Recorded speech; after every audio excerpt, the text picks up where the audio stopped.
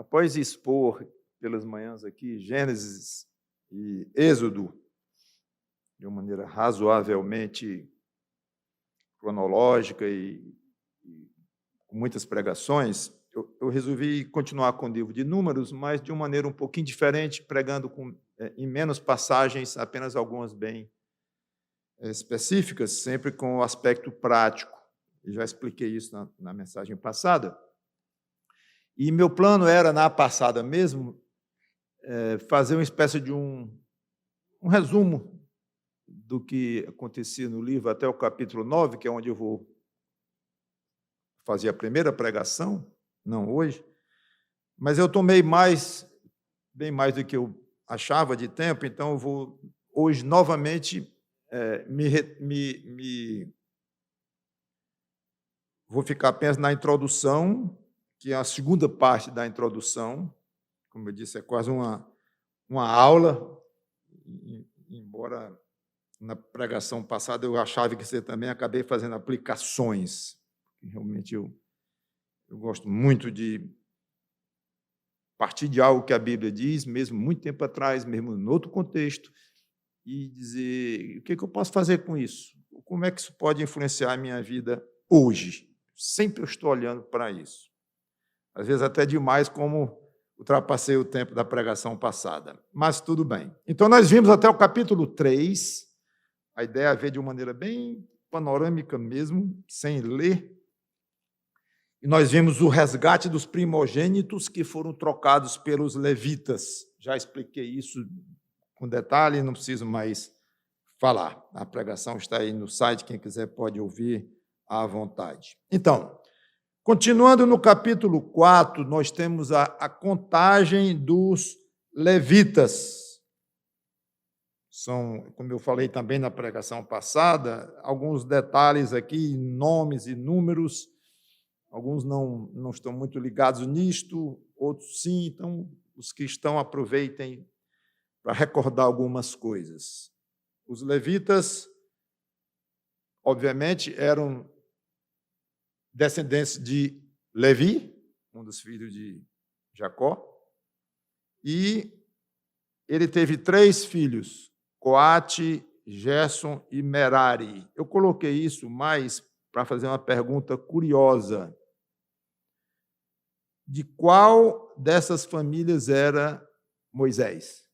Não precisa responder, não é um teste, mas é bom sabermos. Penso para termos uma referência. Moisés era levita? Era.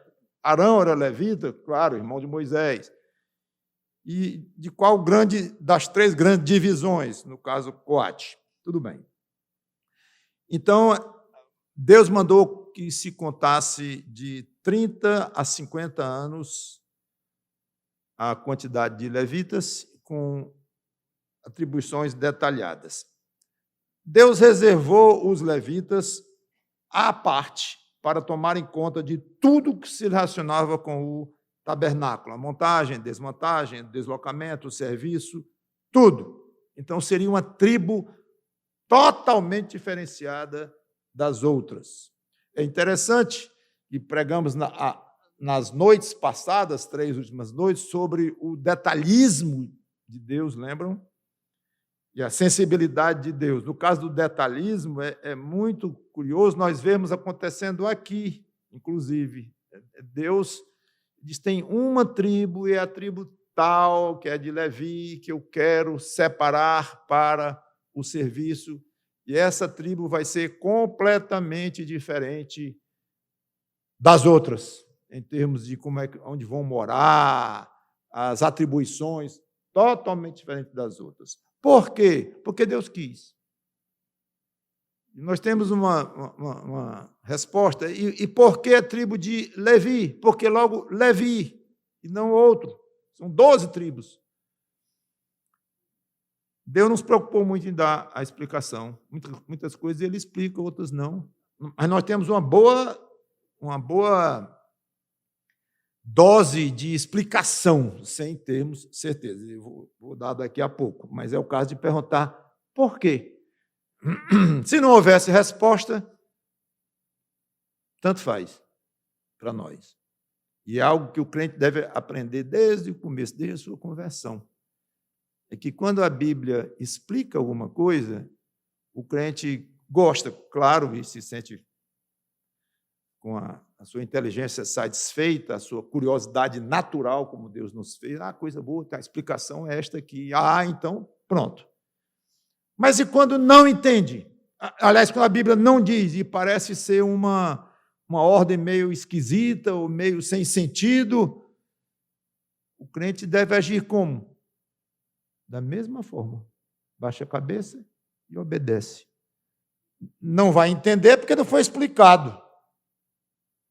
Me lembro, mas tem que obedecer porque Deus mandou. Ele não precisa explicar as coisas. Eu gostava muito de aplicar este princípio com os meus filhos. Quando eram crianças, e eu mandava alguma coisa, e eles diziam por quê. Às vezes eu explicava. E às vezes, de propósito, para treiná-los, eu dizia, não explico. Mas papai disse, não explico. Você vai fazer isso porque eu estou mandando, ponto. Não preciso lhe explicar. Se eu tenho motivo, se eu não tenho motivo, eu estou mandando. E você tem que fazer o que eu mando. Algumas vezes eu fiz isso, e eles já sabiam.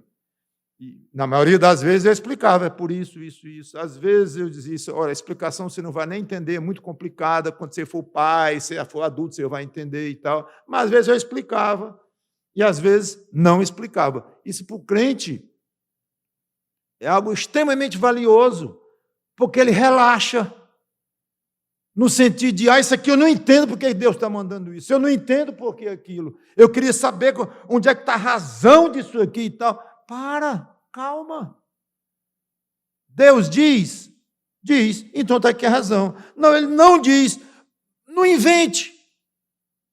Eu tenho dito muitas vezes que seitas se iniciam por crentes fiéis, inteligentes, criativos, que não se conformam com a falta de explicação de algumas coisas na Bíblia, falta de detalhes, não se conformam e começam a praticamente inventar, criar, imaginar. Aí vem ensinos e mais ensinos que quando se olha, cadê a base bíblica disso aqui? Não, foi o fulano que inventou, o ciclano que disse que teve uma visão e então a explicação é essa, mas não está nas Escrituras. Não, mas isso aqui já está devidamente resolvido, foi assim mesmo e tal. Que é isso?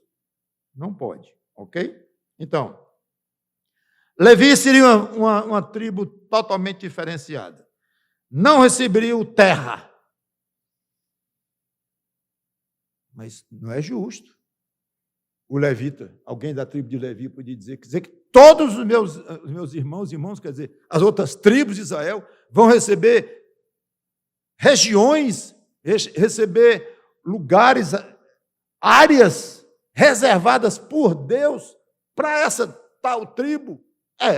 Essa terra é nossa, da tribo de Judá, de Manassés, Efraim. E a nossa terra, onde é? O levita diz, não tem. Isso é justo? A primeira pergunta que o ser humano gosta de fazer.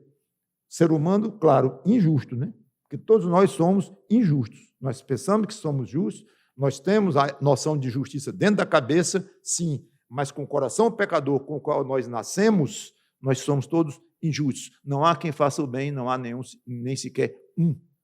Todos se extraviaram. Então, se você pensa que você é uma pessoa absolutamente justa, esqueça que você não é. Mas eu sou razoavelmente, eu procuro ser. Tudo bem. Você procura ser justo com seus filhos, com seus colegas, com as pessoas ao redor, tudo bem. Mas que você é, de uma maneira exemplar, um justo, não é. Então, nós deveríamos perguntar menos isto. Mas, especialmente para Deus, né? Para os colegas humanos até que é razoável. Por isso tem a justiça, tem os advogados, juízes, as leis, a Constituição, etc. Mas para Deus, cuidado com isso. Senhor, isso é justo? Eu não ter terra, e todas as outras tribos têm, menos a minha? Bom, é assim que eu quero, Deus diria. E eles iam morar onde? Nas áreas das outras tribos. Quer dizer que eu vou morar numa área que não é minha, é da tribo tal, eu vou morar lá, vai. E eles seriam espalhados por toda a terra, todo Israel. Cada tribo tinha a sua região, mas Levi, a tribo de Levita, não tinha uma área reservada para ela, para a tribo, então Deus espalhou por todo Israel. Curioso isso. Aí se pergunta, por quê? Não se concentraram num canto só, num lugar só, como as outras tribos? Não se tem resposta. Alguns sugerem que seja para eles estudarem a lei junto com os outros israelitas e ajudarem na adoração a Deus, algum tipo de contribuição que eles dariam, porque eles seriam encarregados de tomar conta de tudo que fosse ligado ao templo, o tabernáculo, depois o templo. Então, talvez, ele se imagina que era uma maneira de Deus fazer com que eles estivessem ali entre todas as tribos, no meio delas, influenciando de uma maneira positiva, que não deixa de ser, aí, se for o caso de fato, como eu disse, nós não sabemos exatamente, já seria quase uma honra para eles. Que Deus disse, vocês vão estar como sal no meio de uma comida, vocês estarão espalhados por aí, e eu quero que vocês levem uma influência benigna, vocês vão viver juntinho, cada um no seu turno, na sua hora e tudo, nas coisas do tabernáculo. Então, quero que vocês se especializem nisso e vocês sejam uma influência benigna. Pode ser. Não sabemos. Mais uma vez, não tem explicação, mas é como Deus quis. Aí Deus diz, mas vocês não têm terra, então eu vou dar uma recompensa para vocês e pelo trabalho que vocês vão ter no templo. De cuidar do templo. No caso ainda no deserto, eles desmontavam, eles montavam, eles se deslocavam, tudo era feito por eles. Quando chegaram e fizeram um templo definitivo, que foi em várias etapas, inclusive, mudou um pouco, mas continuaram sendo os encarregados de tomarem conta do templo. Então, os dízimos das tribos seriam deles. Aí um das 11 tribos diria, mas isso é justo? Eu vou trabalhar e vou dar o meu dízimo para um levita que não está nem trabalhando, porque não está no turno dele de servir lá no santuário, está ali. Isso não é justo. Ele não tem terra para lavrar, terra para tomar de conta. Eles vão lá no tabernáculo, na hora do serviço deles, ou no turno, que cada um tem tudo divididozinho. Aí eu vou dar meu dízimo para ele. É bonito. Vai dizer para Deus que é bonito? Sim, senhor. Então, Deus é detalhista, ele tem a maneira dele ver, dele esmiuçar e dele determinar as coisas. E a pior coisa que um crente pode fazer na vida é se comparar com o outro. Quando eu digo se comparar, não é nem no sentido...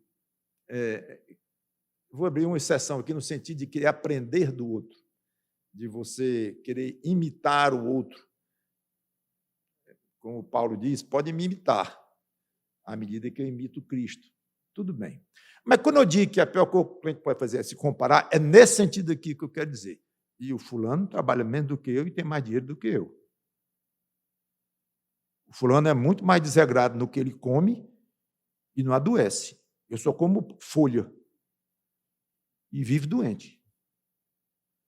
O fulano tem um casamento excelente. E o outro, mal casado, a mulher dele dá um trabalho, ou então o marido dela dá um trabalho. Ai, que mais difícil ser casado. Aí o outro lá, bem casado. Nesse sentido. Se comparar com o outro. Eu boto um negócio, não dá certo. E boto o outro, não dá certo. Aí vem um irmão meu, que estudou menos do que eu, bota um negócio, fica rico. Esse tipo de comparação que dá a ideia de que Deus está tratando de uma maneira diferente um e outro. O interessante da história é que ele está tratando mesmo de uma maneira diferente, num certo sentido. Por outro sentido, está tratando da mesma forma, como? Com amor, com cuidado e com lições personalizadas, bênçãos altamente também individualizadas para aquela pessoa. Ela precisa daquilo. Então, há um sentido em que Deus trata igual a todos nós, no sentido, na base de amor, de cuidado, de carinho, de proteção, de disciplina, de querer ensinar o que é melhor. Tudo isso aí é a mesma coisa. Mas para colocar isso em prática, ele estabelece condições bem diferentes. É evidente, você olha para a vida de alguns crentes, não é sofrido mesmo. Já tem 60 anos de idade, 70 anos de idade, e é sofrido. Mas está chegando no fim da vida e Deus não liberou a mão ou não, está pesado, e crente fiel. Que coisa! Aí outros, tranquilos, tudo dá certo, felizinho da vida. Talvez nem tão fiel quanto o outro, mas vamos supor que seja tanto quanto o outro.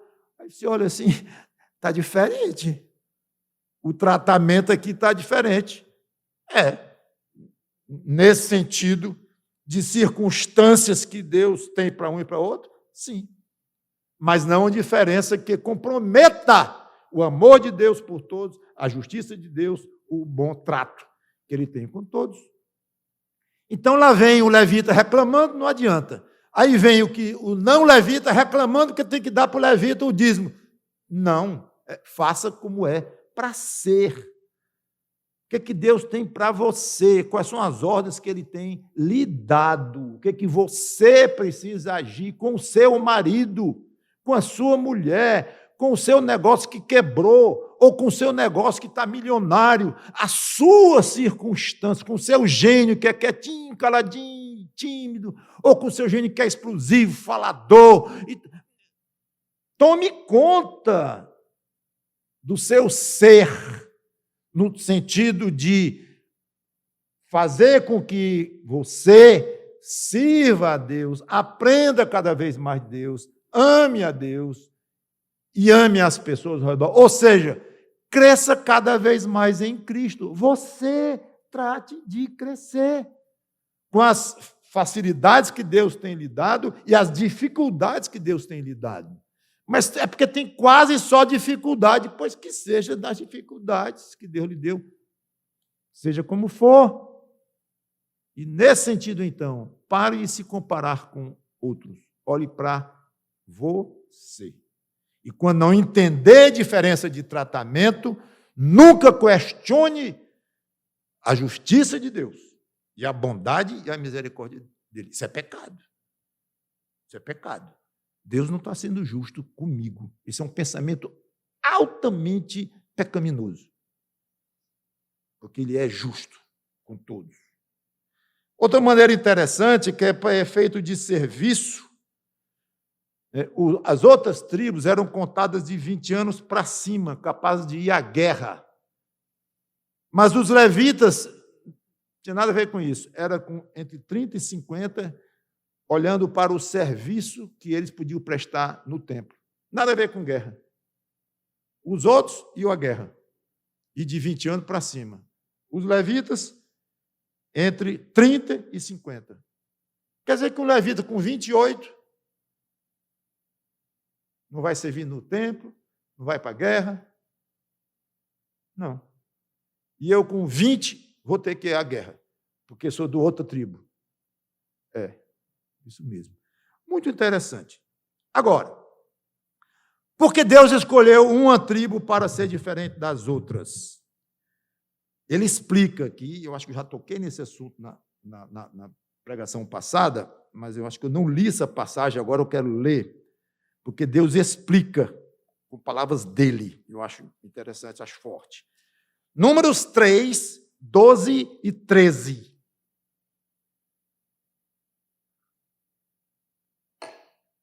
Números 3, 12 e 13. Eis que tenho tomado os levitas do meio dos filhos de Israel, em lugar de todo primogênito entre os filhos de Israel. os levitas serão meus, porque todo primogênito é meu. Desde o dia em que feri todos os primogênitos na terra do Egito, consagrei para mim todo primogênito em Israel, desde o homem até o animal, serão meus, eu sou o Senhor. Muito interessante. Deus quis ficar com propriedade privada deles, os primogênitos dos israelitas que ele poupou lá no Egito. Toquei nisso na mensagem passada, não vou gastar mais do que 2 minutos aqui. Então ele disse, esses primogênitos são meus, para algo exclusivo. Aí ele resolveu trocar esses primogênitos com todos os pertencentes de uma tribo só, no caso, os levitas. Então, o motivo foi esse. Quer a gente compreenda bem, quer não compreenda. Mas Deus não é dono de tudo. Ele não é o Criador, o povo todo o povo judeu não é dele, as criaturas humanas não são dele? São. E como é que ele diz que agora os primogênitos que ele não deixou matar lá no Egito, que ele preservou de morrer, é dele como? Ele não explica bem, para um serviço que ele queria especial. Aí ele disse, e agora eu não vou usar esses primogênitos, eu vou trocá-los pelos levitas e esses vão ter um serviço que eu vou explicar qual é. E explicou. Tudo na mente de Deus, na mente dele. Independente do que você pensa e você acha, Deus é muito maior do que nós. Mas, pastor, diz uma frase dessa, não fica nem bem. Se alguém tirar do contexto uma frase dessa, está lá o senhor dizendo, Deus é muito maior do que nós. Isso é frase para se dizer numa pregação. A obviedade, isso é tão evidente. Sabe por que eu digo? É porque, às vezes, você não considera muito esse fato óbvio. Nem eu. Nós. E queremos nos trocar com Deus. Entender cada coisa, negociar cada coisa com Ele. Não funciona assim. Por que a tribo de Levi? Essa pergunta é boa. Por que logo Levi? Poderia não ter resposta. Aliás, não tem, como eu já adiantei para vocês. Mas, senhor, uma pergunta dessa, por que Levi? Tu não diz. Mas eu acho que Deus diria, eu dei uma pista. Todo mundo em Êxodo, capítulo 32. Preguei sobre isso quando estávamos em Êxodo, mas talvez alguns não se lembrem, ou pelo menos acho que é bom recordar. Quando Deus manda Moisés providenciar a morte dos idólatras, por causa do bezerro de ouro, lembram? Aqui nós vemos a história, Êxodo 32, 25, quando viu Moisés que o povo estava sem controle, pois Arão o tinha deixado à solta, para vergonha no meio dos seus inimigos, pôs-se em pé à entrada do arraial e disse, quem é do Senhor, vem até mim. Então se juntaram a ele todos os filhos de Levi. Pronto.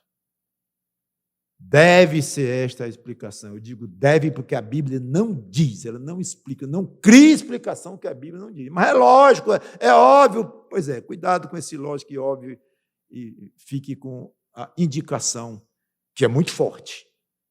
Ok? Se juntaram a ele todos os filhos de Levi, aos quais ele disse, Moisés, né? Assim diz o Senhor, o Deus de Israel, cada um põe a espada na cintura, passem e tornem a passar pelo arraial, ou seja, pente fino, de porta em porta, e cada um mate o seu irmão, o seu amigo e o seu vizinho. Uma tarefa dificílima, terrível. E lá vem de novo, no versículo 28, e os filhos de Levi fizeram segundo a palavra de Moisés, e naquele dia morreram uns 3.000 homens, pois Moisés tinha dito, consagrem-se hoje ao Senhor, cada um contra o seu filho e contra o seu irmão, para que hoje Deus lhes conceda uma bênção. Deus pagou com bênção.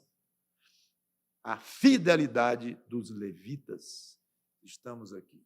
E observem a frase que Moisés utilizou, o critério que Deus usou para que se apresentassem. Quem é do Senhor, venha até aqui. Na realidade, era para estar lá todos. Todas as tribos. Nós somos do Senhor, igualmente. Claro, somos o povo de Deus, estamos aqui. Aí vem uma tribo. Então os levitas procederam de uma maneira muito, muito bela, no sentido de fidelidade a Deus e muito corajosa. Eu diria até a palavra, vou usar com cuidado, eu ia dizer sangue frio, mas não vou usar, não. Porque muitos ali não tinham sangue frio e estavam matando amigos e parentes e tudo pela obediência pura e simples. Então, acho que não seria justo dizer sangue frio, mas eu vou dizer a ousadia, a coragem, a superdeterminação de ser fiel a Deus e o alto privilégio de poder servir a Deus numa tarefa desgraçada. Eu digo desgraçada não no sentido muito técnico, mas no sentido de terrível. Era abençoada a tarefa, tanto que Deus o abençoou. Então, nesse ponto aí, entendam o meu desgraçada. Trágica, horrível. É nesse sentido que eu quero dizer, e vocês sabem. Muito bem. Então, vamos continuar aqui, voltando para Números. Do capítulo 5 até o 8, começo do 8, podem folhear aí se quiserem um pouquinho. Aí Números, capítulo 5, aí tem diversas leis, a prova da mulher suspeita de adultério, é muito interessante isso aqui, que eu não vou ler, a barriga dela inchava, é curiosíssimo essa passagem aqui, mas eu não vou ler. A lei a respeito do nazireado, no capítulo 6, vocês podem ver aqui, fala claramente o que é ser um nazireu, por que devia ser nazireu. João Batista era o nazireu, lembra? Então, a bênção sacerdotal no final do capítulo 6, capítulo 7, as ofertas dos chefes na dedicação do altar, bem detalhado isso aqui, pula para o 8, fala das lâmpadas do candelabro, purificação, apresentação dos levitas, aqui é interessante, também quando fala como é que os levitas deveriam proceder para se consagrarem a Deus, a partir de um certo dia lá, em termos de roupa, em termos até de banho, em termos de passar a navalha sobre o corpo inteiro. É curioso aqui essa consagração dos levitas. Aí chegamos no capítulo 9. Na primeira parte do 9, temos a celebração da Páscoa. Aqui é uma breve volta no tempo. Às vezes a Bíblia não observa a cronologia com muita exatidão. Então, isso aqui aconteceu mais ou menos um mês antes deles iniciarem a jornada, deles partirem. Então, Moisés aqui, que é o autor de Números, como achamos, ele retrocedeu um pouquinho para falar da Páscoa. Eles comemoram, então, a Páscoa, não vou comentar. E um mês, uma semana depois, eles partem. Pronto. Fazia aproximadamente 1 ano e 2 meses que eles haviam partido do Egito. Agora, a próxima pregação, agora sim, nós vamos fazer uma pregação mesmo sobre o trecho do versículo 15 ao 23, que é algo muito interessante, um resumo. Nesse trecho tem um resumo do que iria acontecer com relação ao tabernáculo, uma nuvem que iria estar sempre sobre o povo. As jornadas do povo seriam totalmente reguladas por essa nuvem. É muito interessante e aplicações bem práticas para a nossa vida hoje. É que nós vamos falar na próxima mensagem, se Deus quiser. Que Deus nos abençoe e vamos orar. Santo Deus, nosso bom Pai, obrigado pela Tua palavra, que o Teu Espírito Santo nos ajude a aprender, conviver, aprender a ler, aprender da Tua palavra, entender até onde nos é permitido e a conviver contigo, da maneira como Tu és, sem exigir de Ti mais do que Tu queres dar, de satisfação, de explicação, de entendimento. Somos muito atrevidos. Os seres humanos são mais do que atrevidos, são arrogantes diante de ti, desrespeitosos. Aí alguns se convertem, nós crentes já não somos mais tanto assim, já entendemos muitas coisas que antes não. Mas mesmo assim, Senhor Deus, muitos de nós crentes ainda ficamos com algum resquício aí da época em que a gente queria pedir explicação para ti, na época da incredulidade, e hoje ainda gostamos, aqui e acolá, caímos nesse erro de querer ficar com o coração. Não que a gente chegue para ti e diga de uma maneira afrontosa, ou chegue na igreja aqui e reclame de ti abertamente, não. Mas lá no coração, uma mágoazinha, uma dúvida, será que Deus está sendo justo comigo? Por que o fulano? Por que não eu? Por que isso acontece só comigo? Esse só é, entre aspas, porque é o que nós dizemos, mas de uma maneira tão inexata e ofensiva a ti. Então, nos ajuda, relembrando a frase, a conviver contigo da maneira como tu és e a nos consolarmos em ti e gostarmos de termos um Deus assim, gostarmos de ter um Deus assim, que não explica tudo, não se deixa compreender plenamente, nem poderia, porque tu és infinito, nós somos finitos. Então, nos ajuda a ter muito gozo, muito prazer na convivência contigo da maneira como tu és. E assim, com certeza, estaremos cada vez mais te agradando e sendo prazerosos ao teu coração. Em nome do Senhor Jesus Cristo, pedimos e agradecemos. Amém.